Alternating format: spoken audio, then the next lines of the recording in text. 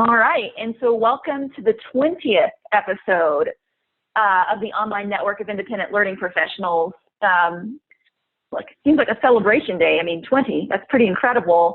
Ashley is going to be talking with us about one of the most popular topics, which is becoming a successful freelancer. Ashley has spoken to us before, and she's always got such good advice and is so very concise and just, I really love the way she speaks. So I won't take up too much more time because I'll let her get started. But if you have any questions, just like always, feel free to put them in the chat.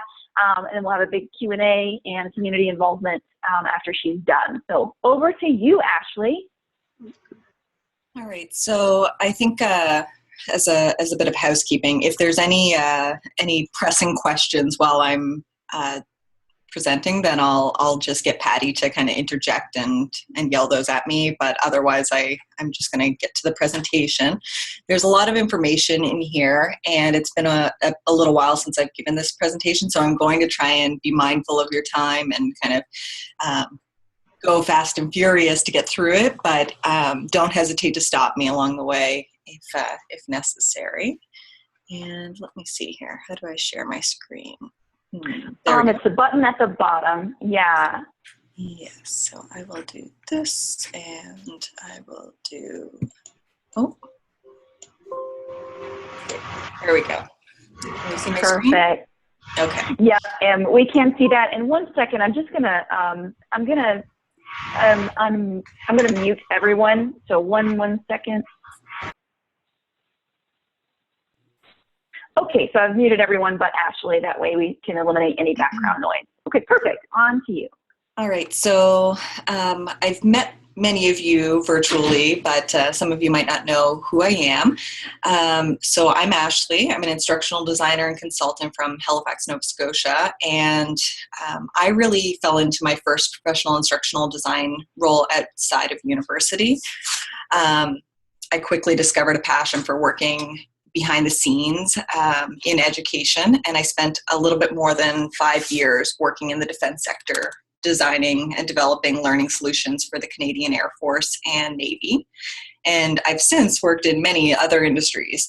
In this session, I'll be talking about my experiences and hopefully providing some helpful advice that you too can take in the steps to becoming a successful freelancer. Now, I know that a lot of the concerns surrounding freelancing and contract work are related to uncertainty. So my hope is that after this session, you'll at least have an arsenal of information to help you become more confident and break into the freelance world, if that's, of course, what you want to do. Alternatively, if you know someone interested in becoming a freelancer, you can impart your newfound wisdom and maybe share this recording with them and help them achieve their goals.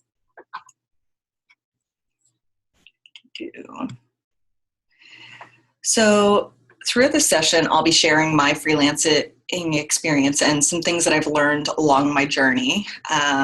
This session should hopefully help those who are currently freelancing, those who are just starting out in the freelance game, and those who are interested in eventually freelancing or working for yourself.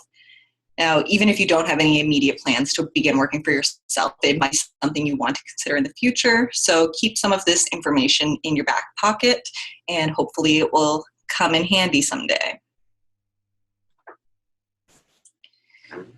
My goal here is to really become your freelancing sensei. In a short period of time, I've been around the block, so I'll do my very best to answer any questions that you might have.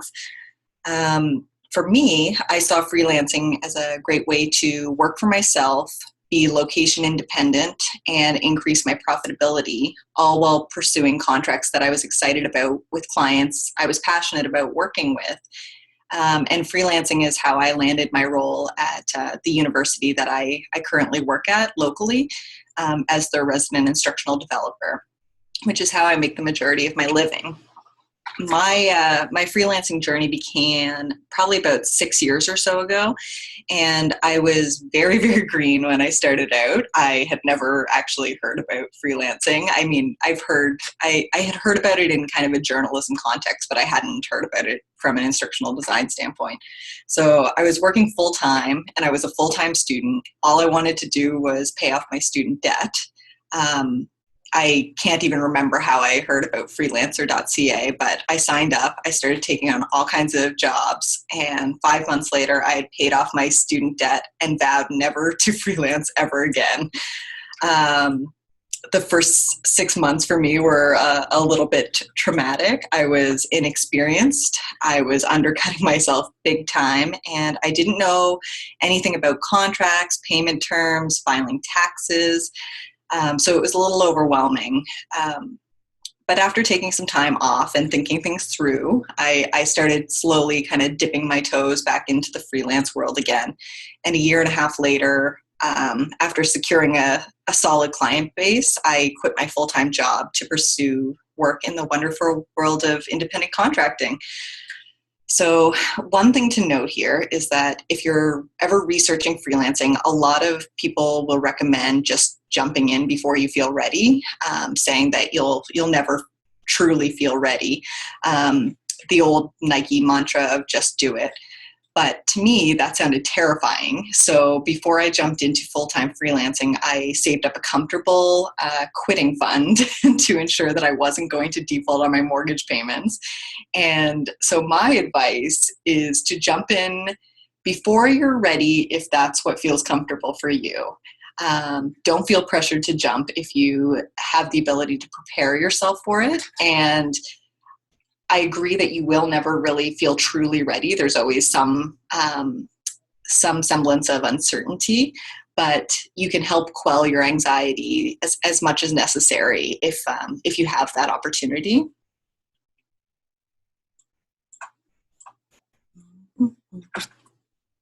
Sorry, I'm having trouble when I find the click to next button, so I don't know if it works to just use my mouse. There it goes.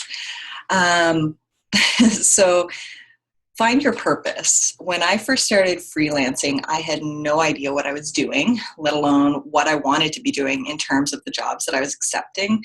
I did everything from proofreading PhD thesis to transcribing interviews, which was awful, to writing assessment items for drivers' training tests. Some of the gigs were good. Others left me feeling exhausted, underpaid, and underappreciated.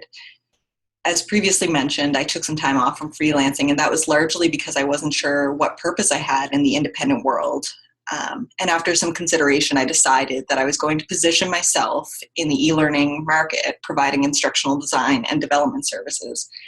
I was confident in my experiences and in my abilities to provide both of these services, which is half of the battle. You really need to find out what you're good at and position yourself accordingly.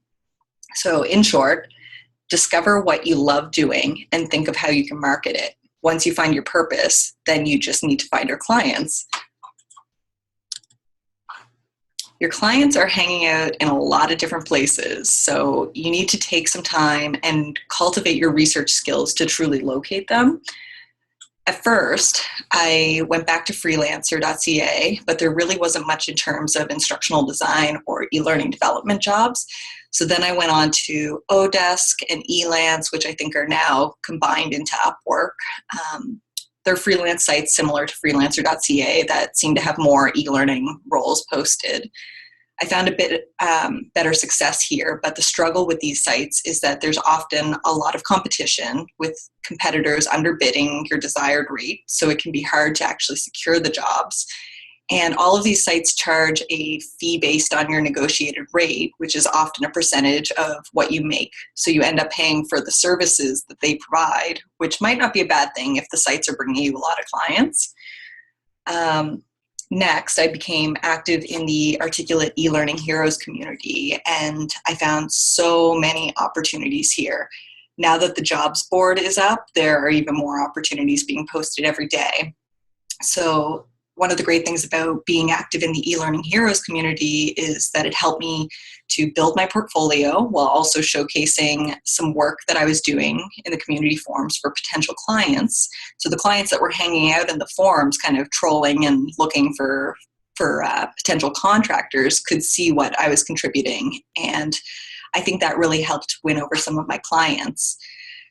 So eLearning Heroes kind of motivated me to launch my own website. And once I tossed up some portfolio pieces, a contact form, and started blogging regularly, the client inquiries were quickly arriving in my inbox.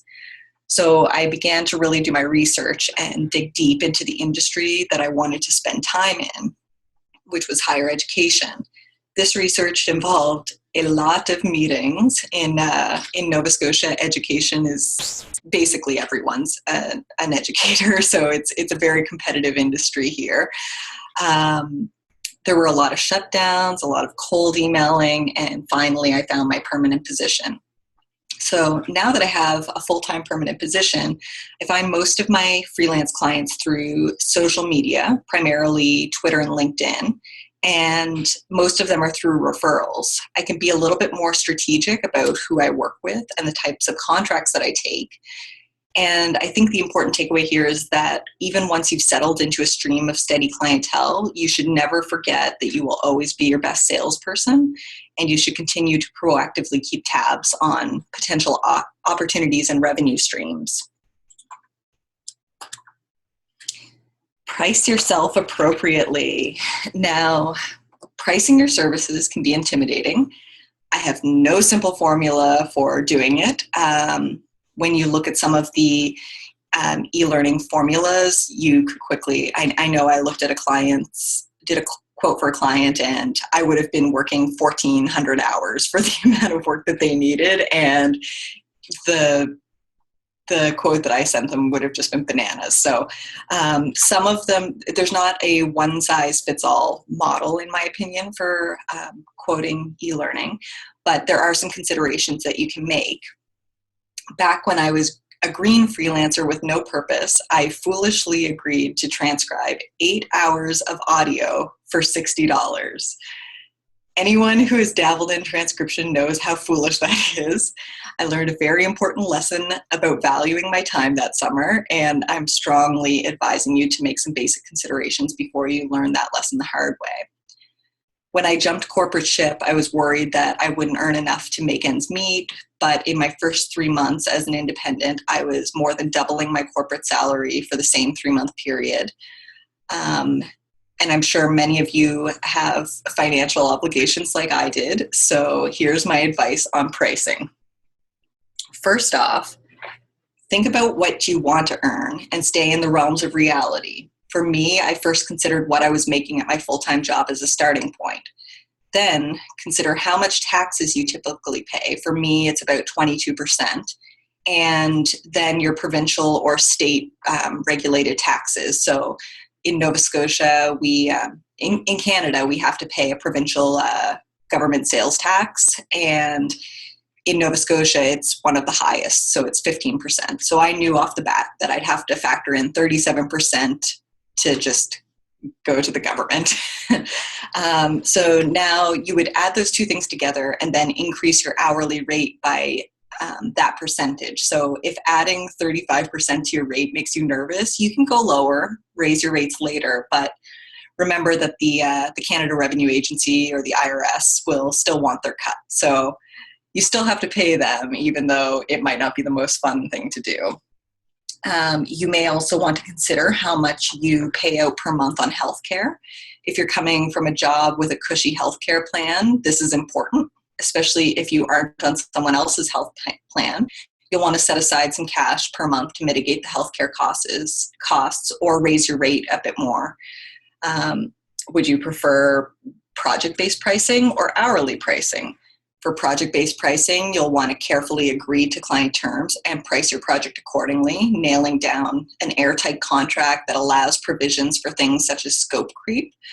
For the first few projects, this might get messy while you try to figure out what you can do in how many hours, so I'd recommend starting out with hourly rate pricing. I prefer to work on an hourly or daily rate, as it helps me ensure that I'm being paid for every small portion of time I spend working on a project, and it's easier for me to track that. And then do all the research you can related to pricing, but it will likely come down to trial and error. Just try to be reasonable for both you and your potential clients with your starting rate, and you can work out the kinks later on. Time management. Being a successful freelancer is a lot like being a successful online learner, in that you need to be self-motivated and able to manage your time. It's not all about working from bed in your pajamas. Without being able to successfully manage your time, you will likely encounter feelings of overwhelm fast, especially when you're working on multiple projects at a time. There are still times when I feel like there is not enough coffee in my day, and I'm really good at procrastinating, but here's the advice that I have. Keep a to-do list. I prefer a messy post-it note system, but a lot of people really enjoy using apps like Todoist, Wunderlist, and other to-do applications. Break down tasks into subtasks, which will help you stay focused, and you'll see the progress when you're able to cross off smaller tasks versus it taking longer to cross off a larger task. Give yourself time to procrastinate, but give guidelines for it. So I like to set a timer for 45 minutes. I work for 45 minutes uninterrupted. And then when the timer goes off, I give myself 15 minutes to grab some new coffee, watch some YouTube videos, catch up on emails. To help facilitate this uninterrupted time, I minimize or close out any application I'm not using to complete my 45 minutes of task. And I use inbox pause to pause my inbox from receiving incoming messages. Another suggestion is to find a work buddy. I have colleagues who enjoy co-working, working in public spaces with other individuals who are also working, but I prefer doing this online. So I regularly email back and forth with one of my good friends who's a web developer. So we email throughout the day and kind of keep tabs on what each other's doing, and our email exchanges are usually work-related. So there's some personal conversation sprinkled in, but largely we keep one another accountable for achieving our daily work goals. Invest time to save time. This is something that I learned a little late as a budding freelancer, but when it comes to freelance sites, building up your profile will likely help you win the contracts that you're bidding on, and building up your social media and community profiles will help potential clients learn more about you. Building your profiles and portfolios will help you passively promote yourself, as folks can visit these sites, read about you, your experiences, and the tables may turn. They may cold email you. This happened to me most recently when I secured a year-long contract to provide services for an organization I was interested in working for 3 years ago. So if you invest time in building a portfolio, crafting canned emails, which is particularly beneficial if you're in the cold calling type of stage, and invest in applications that will make your life easier, you'll end up saving time in the long run. So crafting canned emails, for example, that are easily modifiable will save you so much time when you're just emailing potential clients over and over and over again. Before building out my portfolio, I would apply for jobs with nothing to show, and they would always ask me, can we see some of your work samples? Clients are less apt to take a chance on you if they can't see what you're capable of doing. There are tons of applications out there to help you become more productive. So do your research, find out what works for you, and implement them. The same goes with administrative applications like bookkeeping software. If this is not something that you're good at managing on your own, you should definitely farm it out to some software. It's a pretty small investment that's going to save you hours, especially at tax time.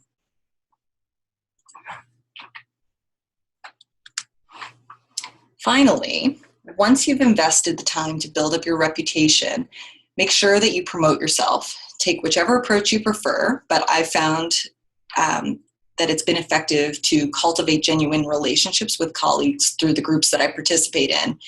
that way we can I can promote these individuals while also promoting myself. And if you share what your peers are doing, they're more likely to share what you're doing and potentially refer clients to you if they're experiencing overflow. Before I began freelancing, I was adamant that I was never going to have a Twitter account. And it's been the most used social media platform for me. I've met so many great people on Twitter and have been able to stay connected with colleagues and continually learn from them.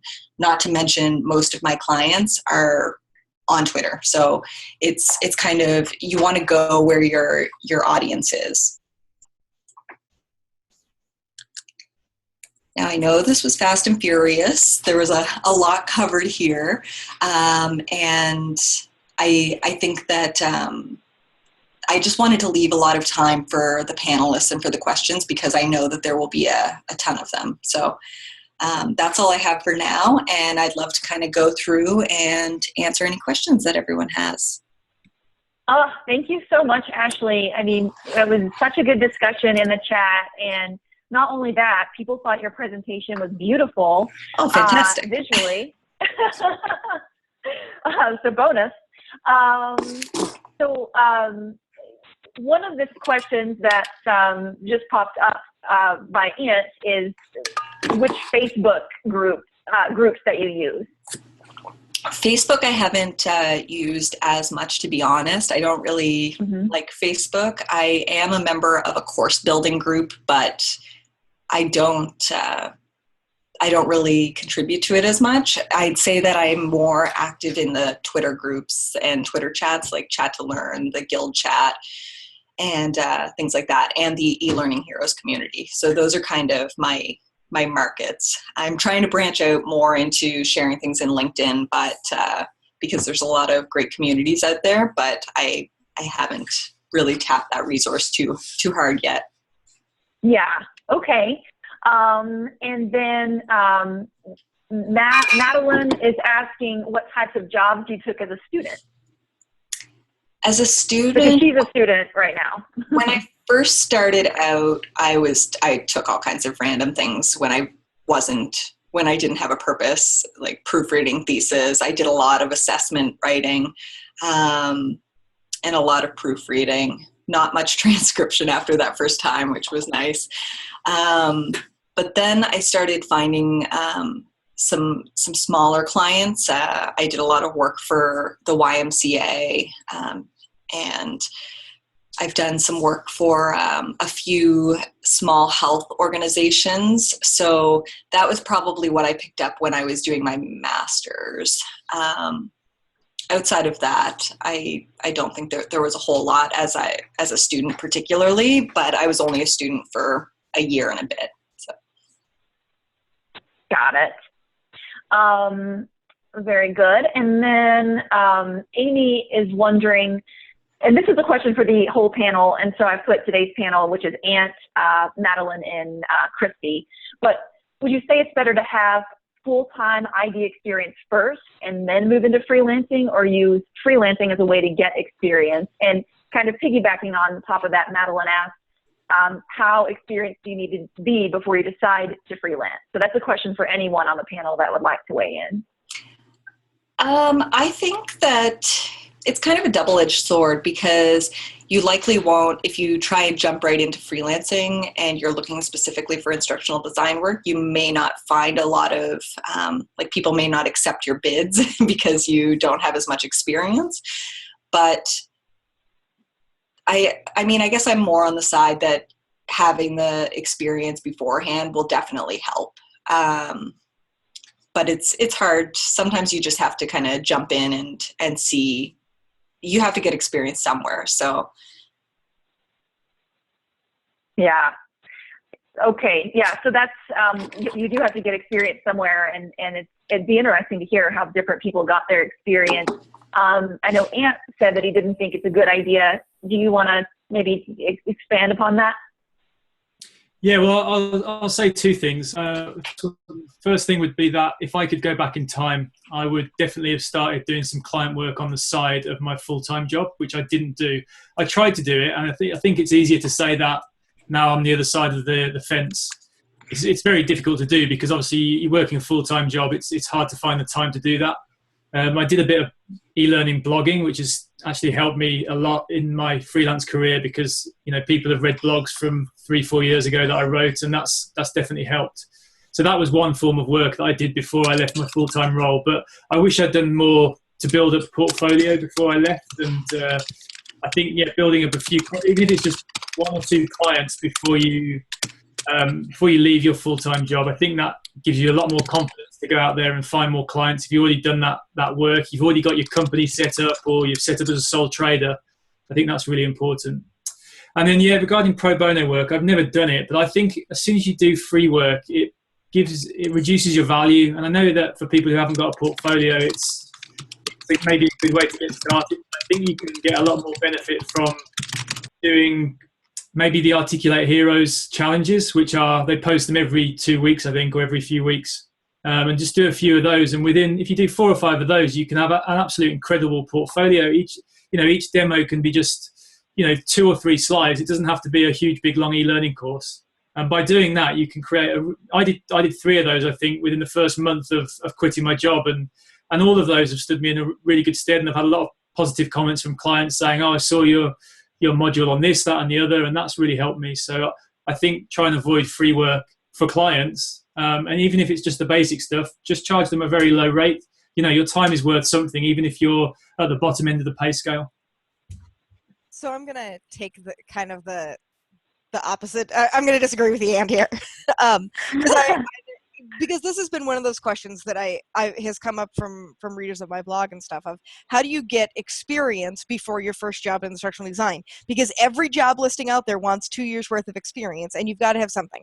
So I would say the first part of that is one of the things I actually talked about. You've got to have a portfolio, and even if you're just starting out and you have zero, you're a student, that you need to have that portfolio to show that you have the skills. This is the way you get in. Whether you're going to start out freelance or you're going to start out doing a full-time job for a year or 2, the portfolio is how you do it. But I think if I have recommended to people of, find a nonprofit that's a cause you care about and do some little project for them with the understanding that you're doing it and you get to use the whole thing in your portfolio. Because one thing that the e-learning heroes challenges don't give you is the working with the client and dealing with their needs. And so then one of the advantages of doing that volunteering is that then you get to put on your resume that you worked as an instructional designer, that you had the title of instructional designer, which you can't get from doing those challenges. So for people, especially the people who have been saying, I've been looking for a job for a year and I haven't gotten anything, I would rather see somebody go do pro bono work for a nonprofit. I 100% agree with everybody in the chat who said you don't work, including Anna, don't work for a corporation for free, because you're right. It shows that you don't value your time, and there's a difference between doing it for a charity and doing it for a corporation. The Designers for Learning group, which is an online free course for current graduate students, and they're doing some other things right now. They're doing a free course that it is a service learning. So people who are currently graduate students are creating things that will go out and be in the OER Commons to go to help adults getting their GEDs, their high school equivalency, to have some things for.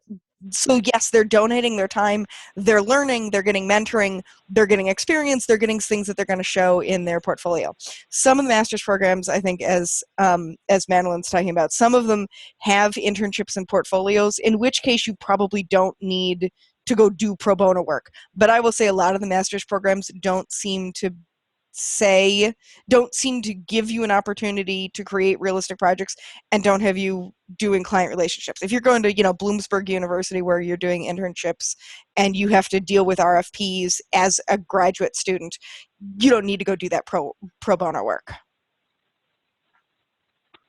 Great advice on that. And kind of in that same vein, Tammy mentioned that she's getting a lot of potential clients asking for her to create samples. What are you guys' thoughts about creating samples if a client approaches you with that? Or does that happen to other people, or is that kind of, I think that used to happen to me some, and it happens less frequently now. I'm just in my portfolio, and that takes care of it, but just seeing if anybody else has any experience with that.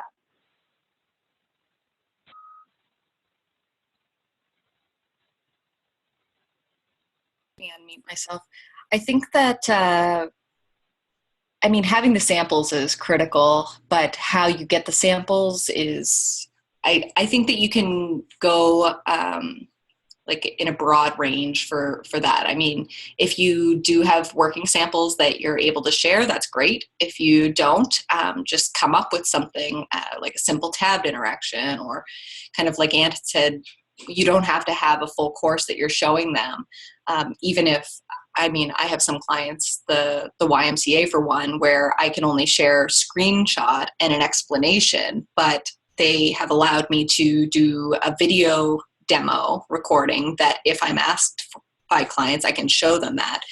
So I think that it's important to kind of stay proactive, so that even if your clients aren't allowing you to have portfolio pieces, or are limiting your portfolio pieces, you're still being proactive in creating your own interactions, because you have to have something. Well, yeah, and I think Tammy is saying in this case, the client gives her content and says, okay, create, a few slides and show me what you can do. Okay. Yeah. Yeah, depending on what they're asking for, I might consider it. Now, if I was starting out, now I'm kind of opposed to the idea, just because I'm busy. I have a lot of projects that I'm working on, and the projects are more free-flowing than they once were.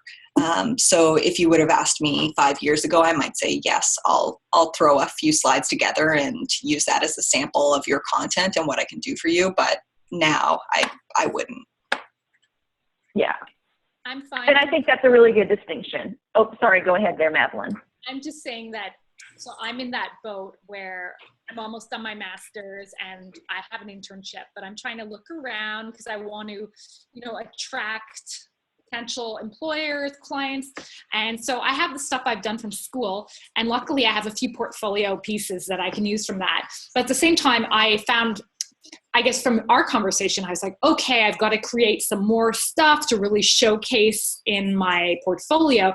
And it's really hard to motivate yourself to create things when you don't know the value that it's going to actually give to you. You don't know the usefulness, which is actually why, at least with the Articulate kind of challenges, you can see the fact that not only are you building skills, but if you're participating in the community, even I can see that as being mentioned, that, people see what you've been doing, they see you participating, and from there, it can actually lead into more kind of networking, recognition, but just building something out of, for no real reason. I find it's really hard.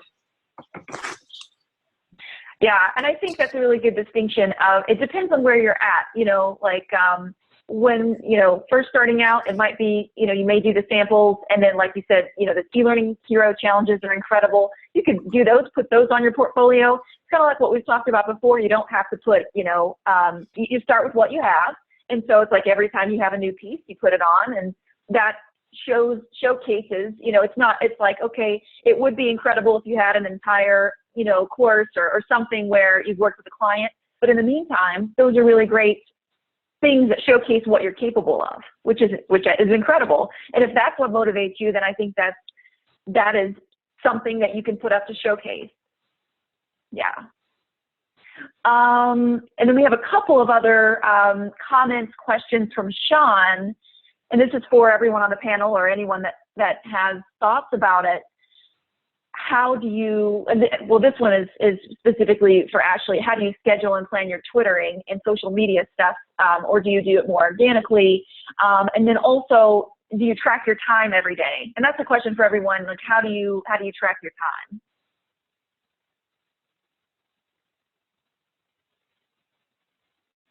I'll start because my answer is very easy. I'm terrible at tracking my time, and it's something I'm really I'm really aware of this, especially in the last 2 months. I've been working on 2 big projects where I've outsourced most of the instructional design and development work, and I've just been taking on the role of project manager. And I thought doing that I'd have much more time to carry on focusing on business development, but actually I've been even busier than I was when I was just doing the development. So I really need to get better at realizing the amount of time that goes into project management and tracking that and building that into my budgeting and costing for projects. So I'd definitely like to pass that question over to Christy because I'm useless at that. So I do track my time. I've got a spreadsheet. It's actually up on my blog. The template's available. I've changed it a little bit since I posted it on my blog. So I now am literally tracking like the exact minute I start and stop on things, and then rounding it to 15-minute increments. But it's basically that same spreadsheet that's out there. And yes, I do. But I had been tracking my time even when I was salaried, because I discovered in my first instructional design job, I kept running into situations where I'd finish work and then not have anything to do, and I kept I kept kind of having to go to my manager and say, oh, well, by this afternoon, I'm going to be sitting twiddling my thumbs with nothing to do. So I got myself into the habit of doing spreadsheets, and they've evolved over the years. So I do that. And I think there was a question earlier on somebody in the chat. There was a question about, are you wasting time with Twitter and LinkedIn or social media? And you can be. And so I do think that that's one of the things where I've gotten much better at tracking the time that I'm spending on the LinkedIn and my blog and all of those things. Because I think for one thing, you have to do that time tracking to know, are you making money on a project-based fee, on a flat fee, or are you going to lose money on that?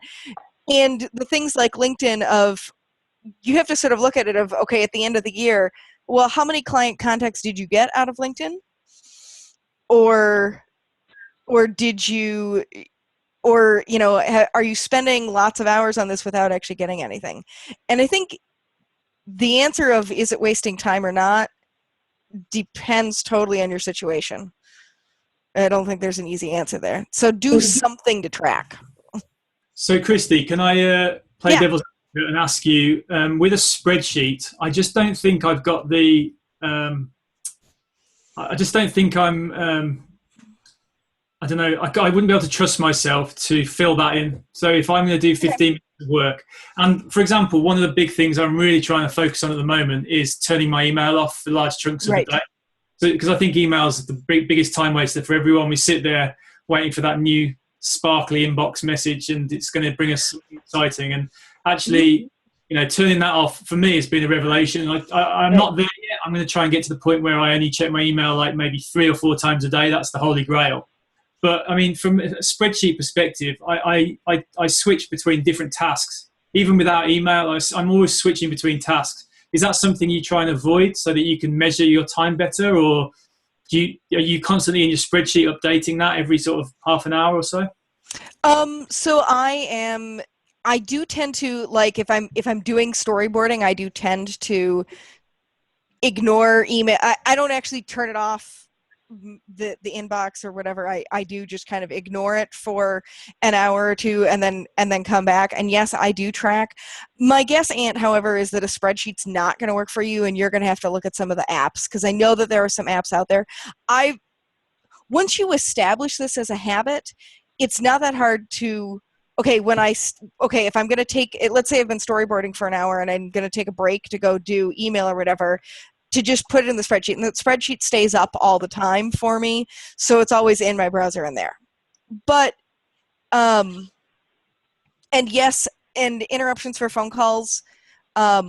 For one thing, if my work things come in on my cell phone and I can see the log, so if I didn't remember to stop the spreadsheet when the phone rang, I can at least figure it out from the phone logs of, well, I was planning on spending an hour and a half on this, but I got a phone call.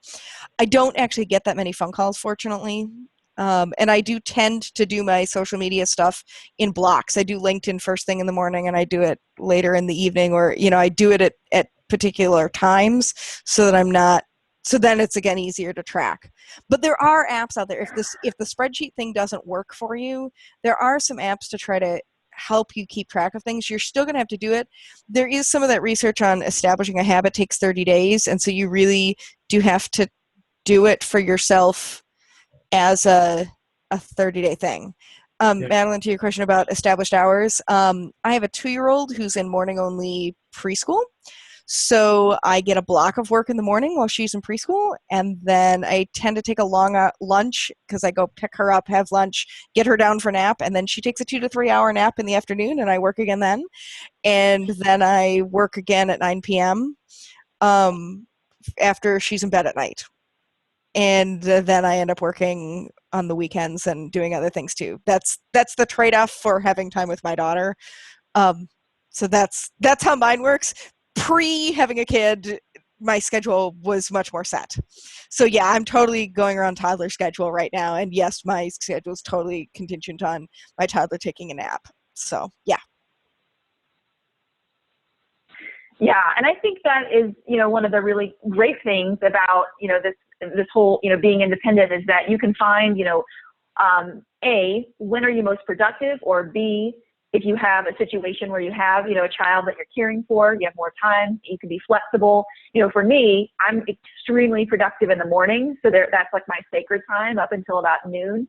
And so I work throughout that entire time, and I probably get done in that time what I used to get done in a day or two with all the interruptions that I used to have. And then I take like a 3 or 4 hour break, and sometimes I'll work in the evening, for a bit of time. And I think that's just the thing is that, and it's really cool because you can play around with it and see what works best and be more productive in a smaller amount of time than big, long chunks that I might have had if I was forced to be in an office between this time and this time.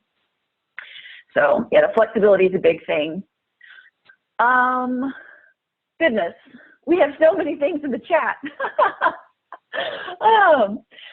Let's see. Let's pick another question. Okay, we already answered that one. Time reporting. This was a question about Robert. By Robert. Do you send weekly status reports to your clients? What is the cadence of your client communication? Does anybody do that? Or for me, that revolves around what the client's expectations were, which are defined usually in the kickoff meeting or contract. So if they have a requirement for a weekly status update, we'll do that call. Otherwise, I prefer to work in my silo, doing the work and sending it when it's ready for review. I think it's a bit more efficient that way. Yeah, it's really interesting. One of the best project managers that I've ever worked with, and I'm going to try to get him to come to present for us one day. He literally just has a little Excel spreadsheet, and it just has the dates of when things are due, and nothing fancy. And so I always know. Right now, I have the writing is with me. It is due on this date. Then the client knows they have these 2 days to review it. It needs to be back by this date, and it works out very, very sequentially and seamlessly. And so I think, like you said, setting those expectations up front, and what is it that they, want. Some people want more communication or less. It's important. Madeline has a question about, this is to Ashley, figuring out what you love to do and then focusing on that. How did that come to be? This is a good question for anyone. How do you know what it was that you wanted to do? Because there's so many things that we can do within the process. And she also wants to know, was it through freelancing that you discovered what you like to do? For me, it was at my first instructional design job, I worked in the defense sector and we wore all of the hats. So we were developers, we worked in the analysis and design phases, we did implementation all the time. It was just expected to do everything. And I loved all of the phases. I really had no qualm with working in one or the other. But now that I work at the university, I work almost exclusively in every phase outside of development. The faculty members are required by contract to do the actual development, so I kind of guide them. So in my side business, I kind of do exclusively development because I really love doing development. I love working in articulate storylines. So I kind of get my fix at the university with all the other phases, and then I get my fix of development with my independent clients. And that's kind of how I balanced it. Great advice. Yeah, and I really like Karen's comment. She mentioned that she didn't know that she would love editing audio and video until she did it. It's one of those things where fear of the unknown. If you've not done something, you're like, oh, that's probably really hard, and I don't know if I want to do it or if I'd be good at it. But then the more and more things that you try, you get better at pinpointing what it is that you're really, really great at, and what makes you different and valuable. One question that I had, because we were talking about pricing versus hourly or projects, I'm going to put like a little poll in. It'd be cool to see how we all price just as a group. So if you price hourly, A, B by project, or C combo. So I'm definitely a C, so I'll put that. Well, it looks like a lot of us are a combination, depending on what it is. And Karen is going to talk to us about scope creep at a different topic, different presentation. So that'll be really interesting, because that is the one thing when you do base it on projects, is you've got to be really, really great, I think, at being able to anticipate, and also maybe just being really great at writing a statement of work. So that way, anything that is out of scope, you've got to change order for that. And, I would definitely recommend starting off, if you're just starting out, doing that hourly based. If you're not really great at, like, I have no idea how long this is going to take me, or I'm not really great at, writing statement of work, yet, things like that might be something to start off with and then switch. I'll just throw in a comment there, because I think Cora just suggested that she mainly works on a time basis, day rate or hourly rate. I think in the US, you guys use hourly prices a lot more. Over here in the UK, we use day rates. But I think it's quite common for when you're subcontracting to work on a day rate or an hourly rate. But with clients, I will always work on a project basis, because I think it's difficult for them to know how, you're the expert, you're the one who's telling them, I'm going to create this course, it's this amazing thing that you're going to receive at the end of it. They don't really need to know how much time it takes you to build that. And you shouldn't get punished because it only takes you a day. If it's it's going to generate $500,000 worth of investment for that company, and you're only getting paid for a day's work, it's not really fair, is it? So it's, I think it does depend whether you're subcontracting or working directly for clients. And I guess that's why most people replied with the C option. Yeah.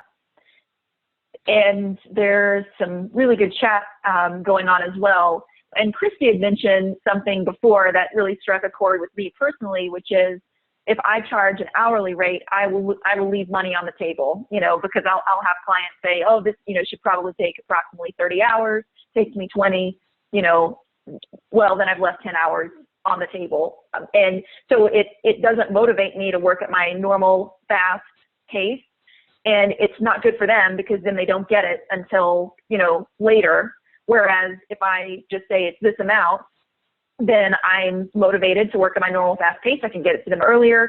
And then we're not like putting an hourly rate on something that makes me less motivated. So that's just personally, it really does depend on how you work and what you like to work with. But any other thoughts about that project versus hourly rate? I know there are. Just put in the chat. Yeah, I mean, I think I have certainly done both. I'm definitely in that combination, and I'm trying to move to more project based, because I think, especially at this stage of my career, I think I tend to be faster than that average, and so I get penalized when I'm doing hourly rate. I do, however, like I have one client right now that is hourly rate, because frankly, I have no clue how many hours this is going to take me. It's not course development. It's helping them figure out what learning platform they're going to be on and doing a little bit of Moodle support and doing things. And I think that my chance of getting burned on a project rate would be so high. I either would have to add so much padding that it's way out too expensive to be reasonable for them, or I would have to do, or I would end up getting burned because the hours would blow up. I'm probably good enough at estimating the stuff for actual course development now that I can probably do project-based. My trick is I tend to underbid even on that, and I know that that's one of the things I'm trying to work on, is I've got to give myself enough padding. Because with project-based, the trade-off is you're then kind of going back to them. Every time there's some little scope change, you got to go back to them. If you don't have enough padding in there, and yes, you have to like specifying the review cycles and how that works, and I've gotten much better at that over time, and so I think I feel more comfortable. I got burned on some project-based things, and so I'd shied away from it and had moved more hourly. And I think now I know how to fix those problems more of specifying the review cycles and specifying scope. And I need to give myself enough padding that if they have some little tiny scope change, that there would be enough padding to just do it without having to write up an actual change order for some really minor change, and that's where I'd like to be. I'm not there yet, though. I think that, a couple of things you said, I really like it, how many unknowns are in the project? If there's a lot of unknowns, or it's like, I'm very, very good at instructional design storyboarding. However, I'm going to be doing a bunch of facilitator guides in OneNote and stuff like that here. I have no idea how long that's going to take me. That's not my normal, how I normally spend my time. So that's hourly, because too many unknowns, I don't know. Next time I do something like that, if I enjoy this, then I may be able to do the flat rate, because I will keep up with my hours and I can be able to estimate. So, thanks, Anne. Well, I should say that you should know what you're really good at. It's absolutely fine that you're both design. Because Patty's done some ID for me recently, and it was amazing. So I can definitely vouch for her skills in that area. Yeah, well, it is good to know what you're good at. And like I said, I'm horrible at graphic design, so that would be, don't ask me to help for that. But yeah, so I can estimate my hours much, much better in this particular area. I think it's also really refreshing to hear people say that, because a lot of people don't actually say it out loud what they're good at. It's quite easy to be modest and sort of not sort of say I work in e-learning, but it's much easier when you say, look, you know what, I'm not particularly good at ID, but I'm really strong when it comes to course development, or vice versa. Or I think Sean a few weeks ago was talking about training needs analysis, which was it's a really important part of the whole process that is often overlooked. And if you actually say that out loud, that is your specialty, I think that goes a long way, and people will, they'll think of you when they need somebody to do that part of the process in the future. So it's important to boast, definitely. Well, the good news is Robert can do anything. He's good at everything.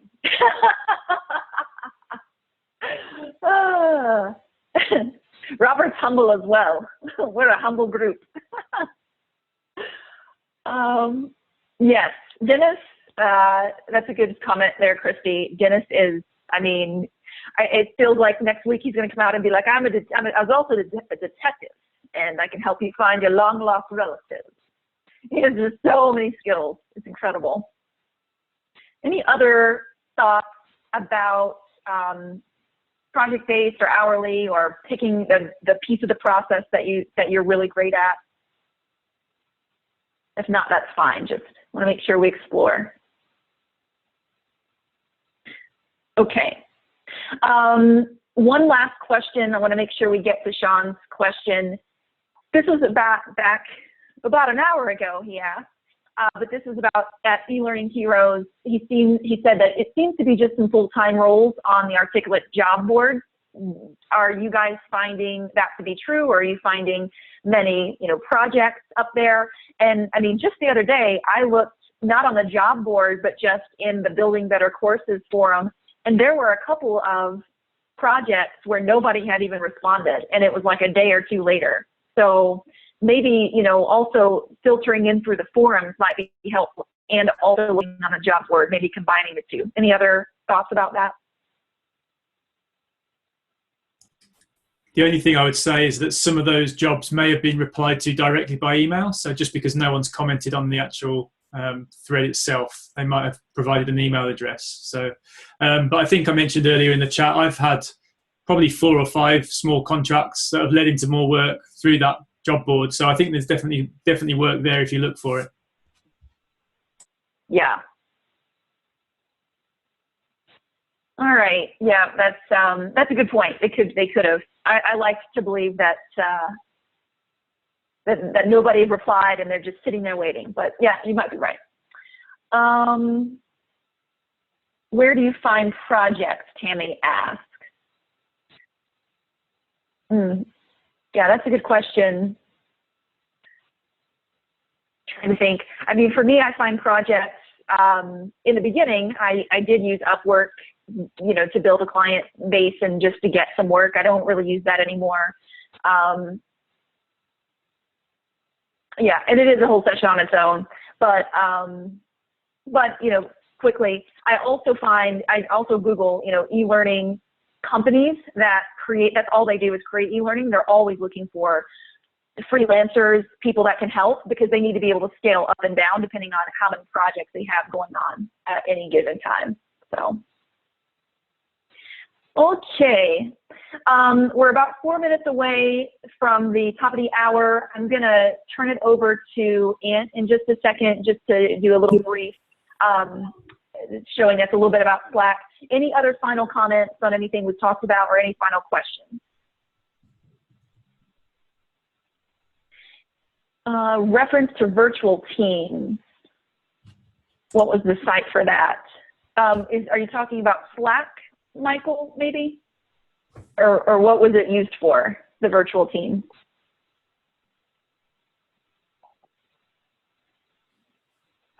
Okay, while remote working. Does anybody know? I'm not really sure. Yeah, maybe it was Upwork. Basecamp. We will take some guesses and let us know if we're right. But while we're doing that, over to Ant to show us a little bit about Slack, just in case anyone's not on it. And then we'll conclude. Can you see my screen? Yes. Cool. Okay. I think most of you guys are now using the Slack group for online network of independent learning professionals. But if any of you aren't, just drop me an email and I can add you and send you an invitation. So if you're not quite sure how to use it, you've just got the different channels over here on the left-hand side of the screen, and you can join as many or as few of these as you want. Most of the conversation is in the general channel, and that's just where we have conversations and discuss some of the things that we've been talking about throughout these presentations in the week. And we were just talking about the recorded meetings. Patty posts all of these. We think we're up to number 20 today. So all of the previous videos of all the previous sessions are here for you to watch. So obviously, if you miss a session, you can just jump in there and watch the videos, which I've found really, really useful, especially the last few weeks when I haven't been able to attend. So any questions about Slack, let me know. Drop me an email if you want an invitation. It's ant@elearningarchitect.co.uk, and I'll hook you up there. But any questions about Slack, let me know. I'll pass it back over to you. Thanks so much, Anne. And a big round of applause for Ashley for taking the time. Thank you so much. Super informative. What a great conversation starter. Also visually beautiful. We really enjoyed looking at it. And very, very beneficial, I think, for everyone. This topic always is, but especially with Ashley at the lead of it. So thank you. We'll go ahead and conclude. Have an incredible week, everyone. Super excited about next week's topic with Christy. I'm going to talk about blogging. I actually have extra volunteers on that one. So many people want to be part of it. But please sign up for the panel. for the volunteer panel the next few weeks. We've got some weeks with only like one person. That's not really a panel, that's just one person. So please do that. Talk to you soon. Have a great week. Thank you. Bye. Yeah.